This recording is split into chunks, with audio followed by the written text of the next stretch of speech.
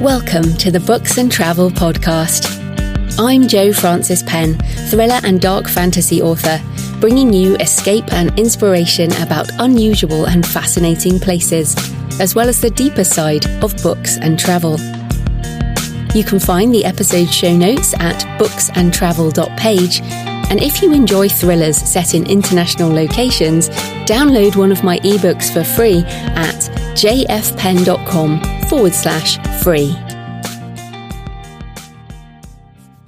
Hello travellers, I'm Jo Frances Penn, and in today's interview I'm talking to photographer Derry Brabbs about his book Pilgrimage, which is this gorgeous oversized print book which I bought a while back, and I was so thrilled to talk to Derry about some of the wonderful places that he has visited and why the great cathedrals and well-trodden pilgrimage paths of Europe continue to attract people, even if they are not specifically religious.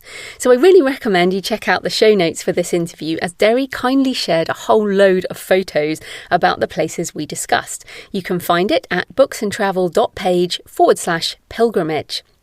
Now, I always visit the cathedral when I go to a new city. It's always on my itinerary, and often some of the other churches too. Certainly in some of the places in Europe, there's always a couple of churches that are awesome. Now, I'm only an amateur photographer, but there's something about the architecture of faith that really attracts me. And you can sometimes find the most surprising things carved into walls or painted into niches.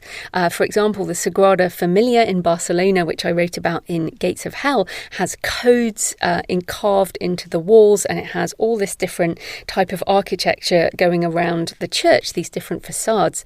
Also, another example, we were in Palma, Mallorca a few years ago, and many people go to Mallorca. It's well known for beaches and, sort of lovely outdoor life. But there is this magnificent Gothic cathedral overlooking the Mediterranean from the old city. And inside there is a altar covering, a baldachin, designed by Gaudi, who also did the Sagrada Familia. And at the back of the church, there is a winged skeleton climbing the wall, and I've never seen anything like that. And that features in Valley of Dry Bones, which also features the cathedral in Toledo in Spain and St. Louis Cathedral in New Orleans. I always say it wrong. I've also written about St. Paul's in London in my book Delirium, and essentially I just pour this type of architecture into my books. So I can't resist a lovely cathedral, and you can always see pictures on my Instagram at jfpenauthor. Again, my photos are amateur, but I do take a lot of them. Next time you visit a new place, check out the cathedral or even the local church and see what you might find. So I hope you enjoy this interview with Derry Brabbs.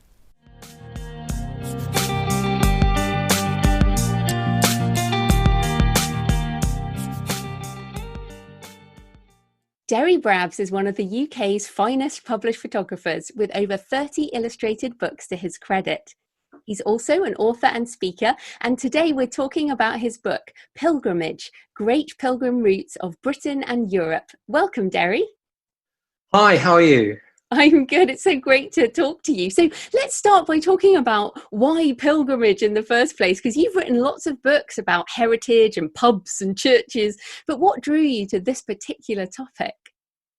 Well, it was actually entirely by chance, because during the mid-80s, I was actually doing a photographic project in Spain for a book on Spanish food and wine. And when I was in the heart of Spain, sort of west of Burgos, I came across some churches that had references to St. James and also some old pilgrimage references, and it just tweaked a curiosity button. But it was sort of lodged in the brain and nothing happened, and I went on and finished that particular job. And sort of years after that, I was sort of getting more and more architecturally aware, because most of my work had been with landscapes, and the idea had just lain dormant for a few years. And then I got very tied up working with the wonderful Alfred Wainwright on books sort of on the long distance footpaths, and in particular in the Lake District. And that sort of sadly came to an end after 7 books. And then I got to do my own book on illustrated book on UK's abbeys and monasteries. And that really got my medieval architectural sort of interest going. And then from the depths of the brain, I remembered the pilgrimage route, and I actually put together a proposal to the publishers, and they thought it was worth the go. So that was my first book, called The Roads to Santiago, and that was predominantly the 4 pilgrim routes through France and then across the Camino Frances to Santiago de Compostela, and I was hooked. So you mentioned there about long distance footpaths. For all these books you've written, have you actually been walking the whole journeys, including these pilgrimages? Well, now, here's a confession, because as confession plays a significant role in the act of pilgrimage, I'm going to confess first and foremost is that no, in a word. It would take you a long time. Well, the thing is, if I worked out that if I was actually walking all the routes that I'd sort of written about and photographed, I'd still be there. And I wouldn't have really got one book out. But having said that, of course, you do a plan of campaign, you work out where you need to be and get from A to B. But of course, when you've got to A, then there are several miles to be walked to get to a certain location. You can't drive everywhere because a lot of it is sort of off-piste, as it were. So, of course, walking has to be done. But simply getting to the Pyrenees and saying, right, Santiago, next stop, and we'll see if there are any nice pictures en route. I did so enjoy the walking, but you just have to be mindful of the clock ticking. Oh, absolutely. And you actually have another book coming out, Great Pilgrimage Sites of Europe. So clearly it's popular. So why do you think pilgrimage has had this resurgence even in secular times? The organisation called the Confraternity of St James, which is sort of very, very significant to all those wanting to do pilgrimage. They're based in London, and it was actually formed in 1983, I think, by a group of friends who wanted to promote the pilgrimage to Santiago, and that's gradually grown.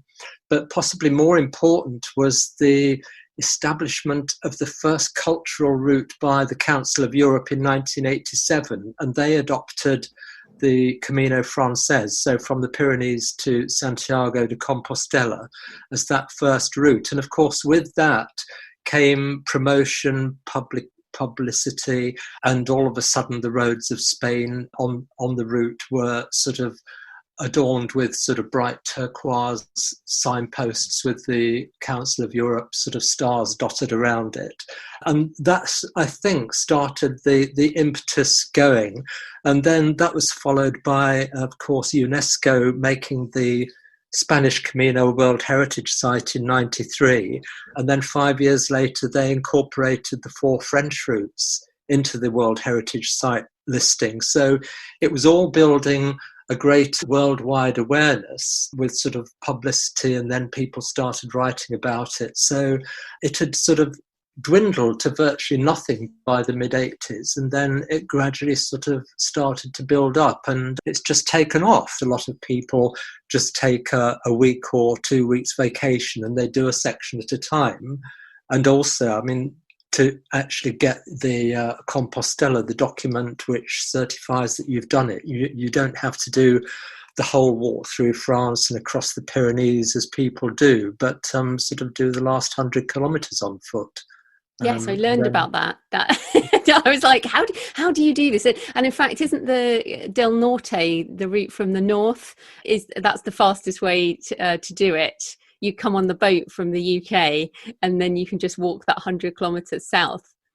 Well, I think if you get to Santander on the boat, then it's probably a bit further than that. And actually, the northern route's got quite a few uncomfortable hilly bits and some sort of up and down coastal routes, but they're all good. They're all good, except that the last time I was on the Camino Frances, that sort of middle section when you're going to the west of Burgos towards Leon and that sort of section there, it's very flat and it's very exposed and there's not a tree in sight. And doing that in the middle of summer is not something to be really planned unless you absolutely have no choice. Well, it's interesting because, of course, a lot of people did pilgrimage for healing as well, didn't they? And we're recording this during the time of coronavirus, so maybe there'll be a sort of post-plague surge in people walking too.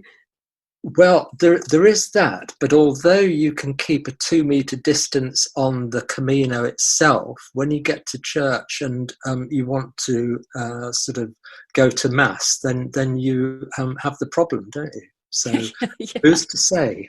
Who is to say? Well, I mean, you mentioned the Camino Frances there, and that's more the sort of well-known route. But what are some of the less travelled routes in the book that you particularly love?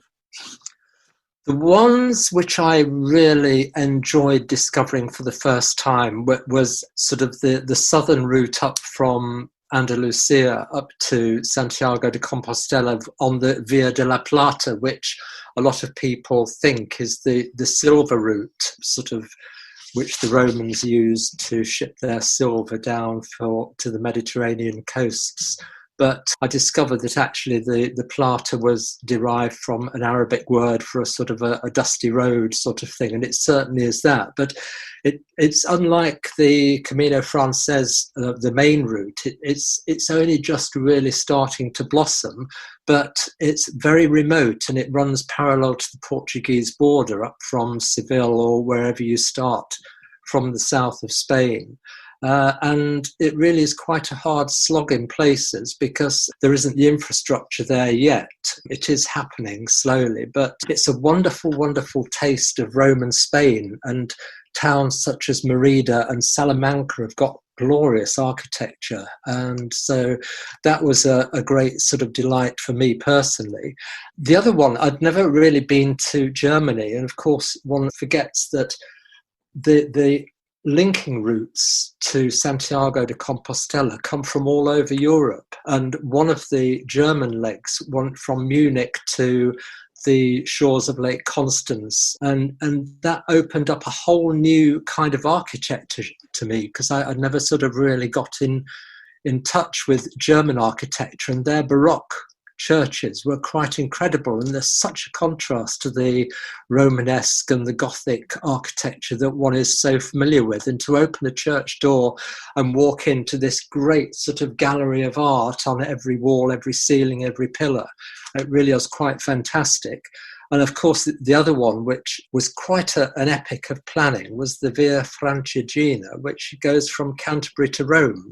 It's just a fairly straightforward little sort of trip all the way from England over the Alps via the Grand St. Bernard Pass. And it's extraordinary, but it was the route first taken by the 10th century Archbishop of Canterbury, Sigaric, who had to journey to Rome to collect his pallium from the Pope. And he decided on the return leg that he ought to document his journey. And so that's why they have all the routes that he took. And that's also been designated a cultural route and a World Heritage Site in places. But I think one of the problems they're having, particularly through France, is that, of course, ancient pilgrim routes probably largely followed roads which were established by the Romans. And of course, the French sort of took the easy route going from north to south by following the Roman roads. So if you wanted to follow the original route, you'd be on a French motorway and you'd be flattened. So that And it wouldn't be very pretty. no, they're just trying to create rural routes which run sort of parallel to the original. Coming to Canterbury then, because Canterbury Cathedral, we've got this year is Becket 2020, which is a celebration of the 850 years since the murder of the Archbishop. So it seems like it's the year for doing this kind of thing. Well, yes. The last time, and it was quite recently, I tried to photograph Canterbury Cathedral. It was a festival of scaffolding, and which is one of the drawbacks of doing what I'm doing, is because sure as eggs is eggs, whenever I roll up somewhere, there will be scaffolding. And it's the trouble is we take for granted the longevity of all our medieval buildings, and they are wearing away. And places such as Canterbury and many other cathedrals, they have actually now established their own stone workshops. They actually have a permanent team of artisan stonemasons and craftsmen who are replicating the work done by their medieval forebears, so that they're trying to sort of keep the cathedral going and in one piece, as it were, but seamlessly, albeit with some glittering, shiny new stone. But the style of the work that they're doing perfectly replicates the original stonemason's work. Wow, that's so great to know, though, because I think you feel sometimes that maybe this craft has been lost, because people would spend, generations building one thing, wouldn't they? And the craft was passed down, and it's so great that that's still around. I mean, certainly the front of Bath Abbey could use some of that. Well. I mean, the trouble is, and it also varies from region to region. It entirely depends very much on the kind of stone which was used, and so it depends where a cathedral was located. The nearest stone quarries of viable material. Some were more porous than others, and some were granite and therefore able to resist the elements, but many other stones are quite soft. Sandstone was notorious for being able to crumble at the slightest hint of a shower of rain, but there we are. But when you think how old these magnificent cathedrals are, you just look at some of modern architecture and you think, how many of you are going to be standing in 700 years' time? So there we are. Yeah, I mean, going to the Sagrada Familia, for example, we won't even see that built in our lifetime. Or several other lifetimes if they don't get a move on. But it's still an amazing place. So I did want to ask about that, because clearly you love the sacred architecture. You have many pictures. What are some of the cathedrals and churches and shrines that stand out for you as particularly powerful or beautiful?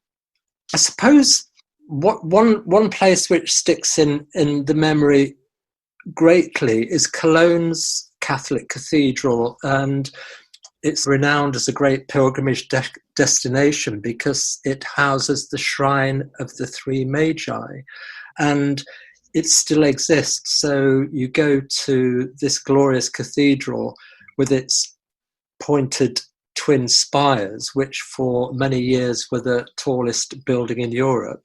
And you encounter this great jewel-encrusted golden shrine, which was the original and survived the Reformation. And it just makes you realise how incredible it must have been for a humble medieval pilgrim to have gone through all the trials and tribulations of such a long journey, and then to be rewarded with a great symbol such as that.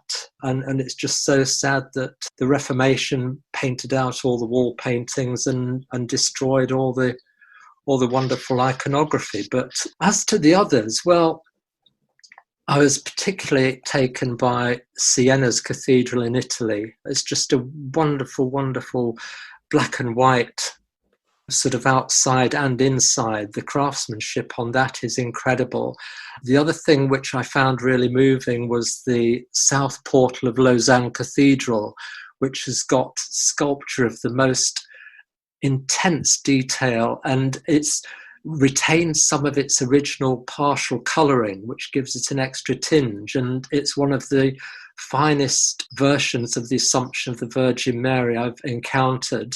Assisi is just another place which is so fantastic, because that's somewhere you really do have to approach on foot, because it flows down the slopes of a mountain and you can see it from a long way away.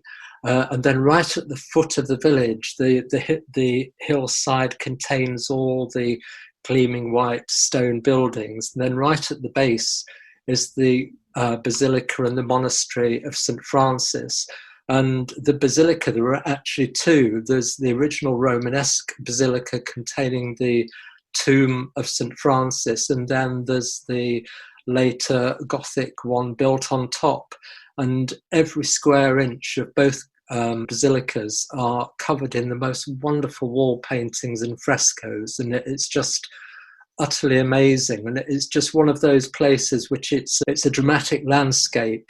The aura and the atmosphere inside the church is absolutely serene and so respectful, and the art is just incredible. So places such as those, they just make your journey worthwhile regardless of why you're there. Oh, it's just so beautiful. And I wondered, because you're a photographer, so you see things in certain ways. What do you prefer? Do you prefer the ornate Catholic icons or the stark Protestant or even monastic lines that you get elsewhere? A bit of both, really. The Catholic versions can be quite sort of ornate. I suppose, having been raised in the Church of England in true Protestant style, we have very basic altars, and some of the more lavish Catholic altarpieces are quite incredible. I do remember when I was doing pilgrimage in the centre of Spain, there's a church called La Navarrete, and it's one of those where it's very gloomy. And you go in, you can't really make out what you're looking at. But I was aware that the altarpiece was actually more than an altarpiece. It was just the whole of that west end. And they actually had an electric slot meter. And thankfully I had a €2 piece and was able to illuminate it up. And it's just the most gold I've ever seen. There was this huge wall of sculpted gold with niches set all the way up to the ceiling with the various representations of the saints, and the Virgin Mary was just above the altar itself. And it is reputed that much of this gold was one of the first batches brought back from the New World by Spain when they sailed across the Atlantic and did whatever it is they were determined to do. But it's just incredible. And you always expect, when you go to the main cathedrals and the famous churches, you expect what you're going to get. You get the magnificent architecture and the artwork and the sculpture and everything else. But I think one of the joys of pilgrimage is the unexpected, and also the other great feature of the pilgrimage, which educated people as they went along and just reminded them why they were doing it, was the tympanum, where you got the Christ in Majesty at the top above the door, and then below you would get the two options open to you. You would have St. Michael the Archangel with a pair of scales weighing the souls of those people who are dead and appearing before him, and you would see the departed being carried aloft by some friendly looking angels, and their souls obviously ticked the right boxes. And then on the other hand, you had some very nasty looking creatures with wide open mouths and nasty people with sort of sharp spears pushing the departed into the jaws of hell, and those souls obviously didn't pass muster. But to the largely illiterate medieval pilgrim, these were the messages that were driving them on. I've got to do it, otherwise I'm forever doomed. Yeah, it's true. There are some pretty gruesome things in some churches. I mean, Spain has some particularly nasty decapitations and boiling of saints and things like that portrayed on their altars, don't they? But I did want to say it's a really good tip you mentioned there for having a couple of euros to put in the light boxes, because that's quite common around the place, isn't it? Well, it is. It'd be lovely if it was more common. But because one of the most frustrating things is going along and you find the interior of a church, which is dark enough as it is, and then you rock up in normal hours, out of service hours, and there's just a 40-watt light bulb just dangling from the ceiling, and it takes an awful lot of hard work to do long exposures to get it, and then it's doubly galling when you perhaps go back while there's a service on and the whole place is illuminated with wonderful chandeliers, but of course they're not available, they don't want to be running electricity. So yes, if they all had a slot meter, they could make a load of money and just give you a quick glimpse and then yeah, and then move on. No, I agree with you. So because you're a photographer, do you think you experience the world differently because you see it through the camera?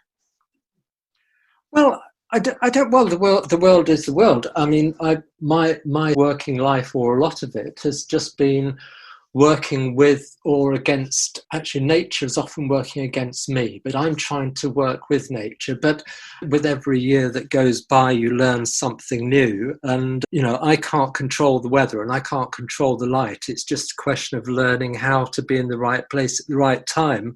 And the internet has been a wonderful boon for somebody like me, because with the accurate weather forecasting that you get, it is possible to plan ahead, more than just a few days ahead. And there's no point in going somewhere if you know that it's going to be sort of dull and cloudy, because you need light to bring the stonework to life, and for stronger light to come through the windows. I mean, like if you go to the fantastic and utterly mesmerizing cathedral at Chartres in France, which is, the World Heritage Site of the most fantastic stained glass in Europe. And it has recently been cleaned, so it's even more beguiling. You need strong light to come through there, so you get all the true colours. And you look at the colours of the medieval stained glass and you think, how did they do that? But, just to be, summer is my favourite time, because sunrise is at 4:00, 4:00 or earlier. And nobody in their right mind is up and around at 4:00 in the morning, except loony photographers, but which is really good, because you won't find people wandering around. And when I'm trying to portray a wonderful medieval cathedral, what you don't need is a crowd of people with selfie sticks and buggies, umbrellas, wandering around. So you have the place to yourself, and the way that churches are always built is also helpful, because you know that the east end of a church, which is not always the most picturesque, is going to be lit at sunrise, and the west end, which is where all the decoration is going to be sunset. So they're very considerate in that respect. Wow. And you mentioned nature there, and many of your photos are incredible landscapes. So what are some of the most memorable places that have that landscape view that you visited? I mean, you mentioned Assisi, but anything else that stands out? Well, I don't know. Lots and lots of places. I think the Grand St Bernard Pass, which takes the Via Francigena over the Alps, was fantastic. I still remember it well. It was in spring, late spring, but in the Alps there was still a lot of snow around. And I flew into Geneva Airport, and everybody collected their luggage, and I watched the carousel go round and round and round, and my bag was not on it. So I had to go through the ritual of reporting a lost bag and all that stuff. The only drawback was that I was travelling in sleeves with just a sleeveless sort of puffer gilet. My tripod and my walking boots were in my bag, and I was due to pick up a rental car and drive over the Alps and return back in 3 days. So I thought, okay, well, we'll go for it. And so I went, and I had a room booked at the Pilgrim Hostel at the summit of the Grand St Bernard Pass. And I arrived in the fog. It was dark. There was snow everywhere.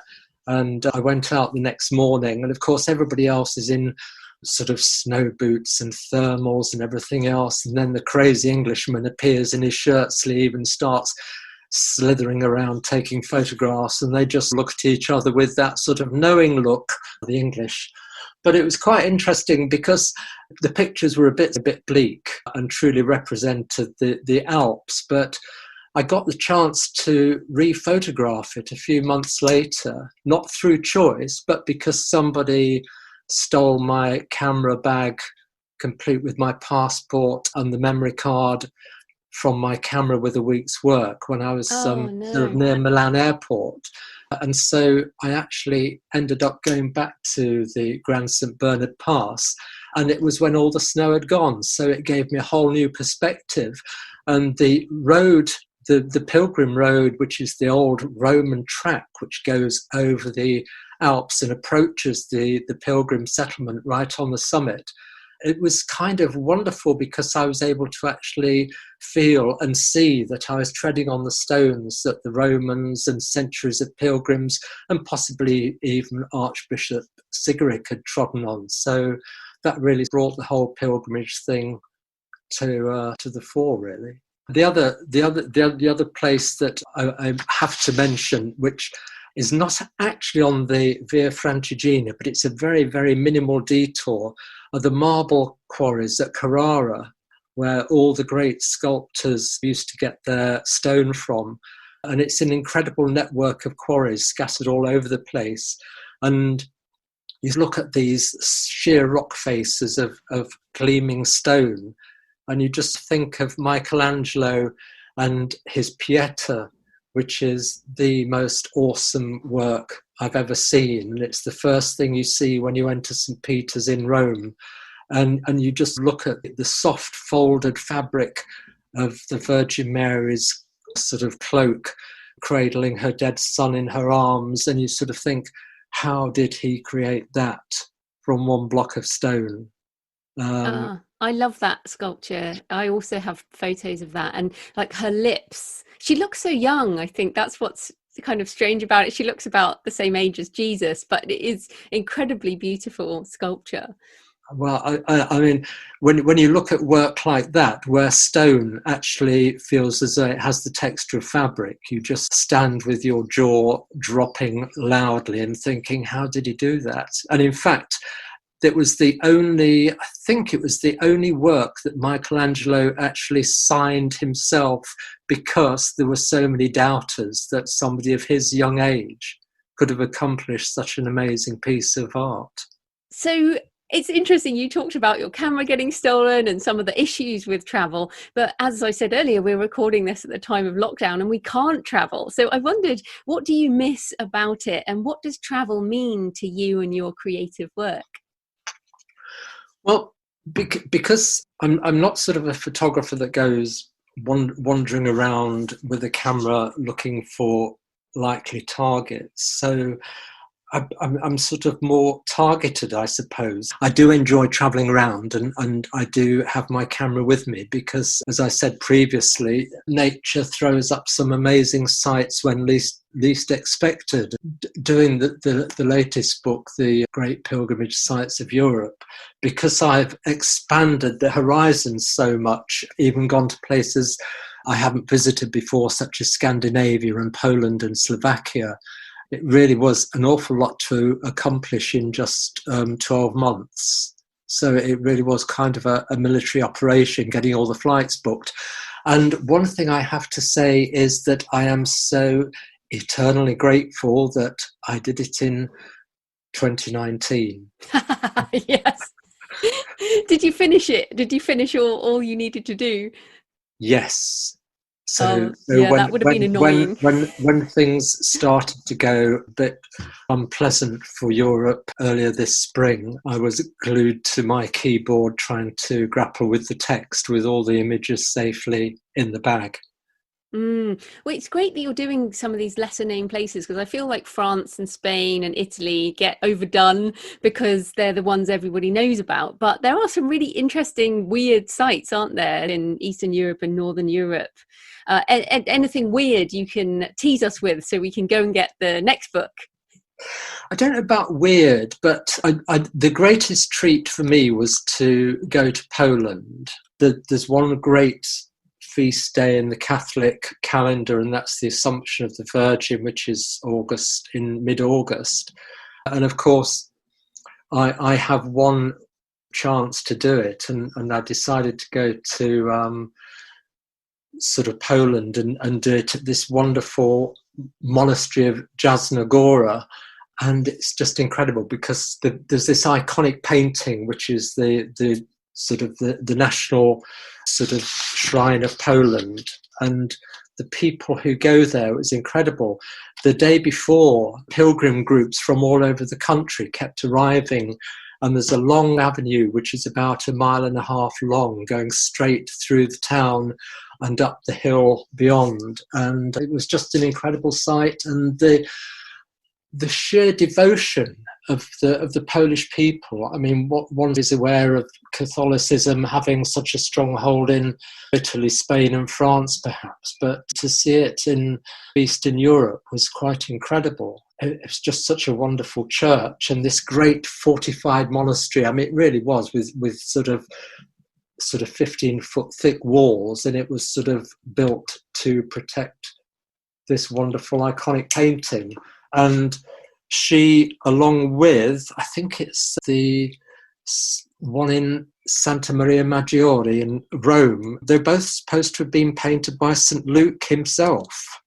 As in, yeah, and so, but unfortunately, you get things like the scientists and the forensic experts who do tests on things like this, and they sort of say, "Well, sorry, lads, it's only 12th century," but there you go.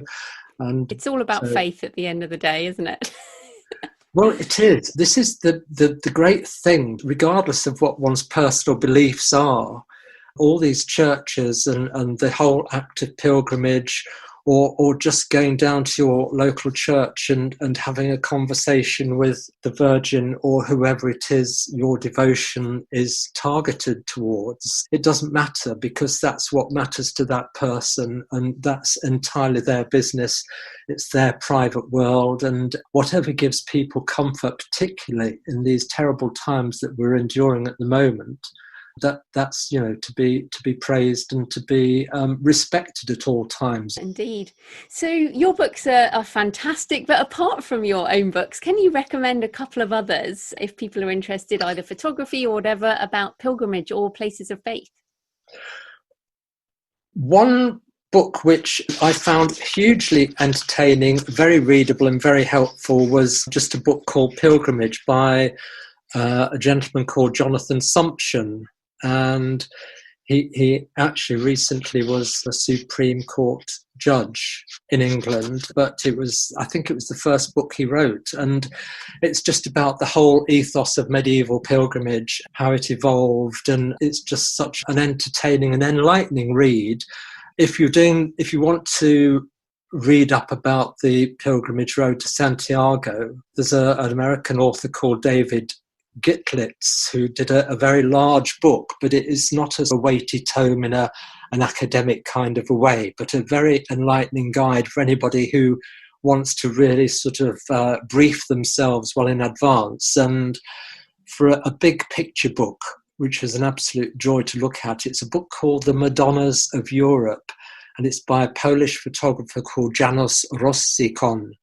And he covers some of the places I've been to, but many, many others, such as pilgrimages in Greece and lots of other far-flung corners of Europe. And it's not all about the Virgin Mary, but everybody has their own sort of icons. And the photography, the documentary photography is just fantastic. And I just keep looking at that and thinking, I must go there one day. That's how I feel looking at your books. That's very kind. Oh no, they're fantastic. So where can people find you and your books online? There is a Facebook page with my name attached to it, and my name will direct people to a website. Fantastic. So derrybrabbs.com. Thanks so much for your time, Derry. That was great. Well, listen, thank you very much for inviting me. It's a great pleasure and a huge privilege to be incorporated into the creative world of Joanna Penn. Thanks for joining me today on the Books and Travel podcast. I hope you found a moment of escape. You can find the episode show notes at booksandtravel.page. And if you enjoy thrillers set in international locations, download one of my books for free at jfpenn.com/free. Happy travels until next time.